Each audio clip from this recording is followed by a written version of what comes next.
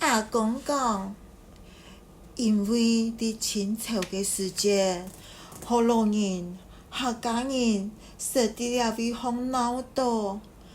好多人带双节，客家人带下节，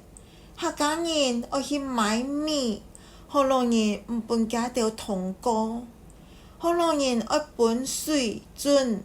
饲养，客家人要毋分家着来，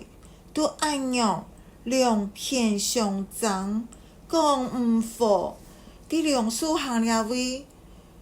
都是因为按样相似诶，牺牲当多人，通讲榕树行到七星堆嘅7公里范围，万奈血水，尸体汪汪多多，土地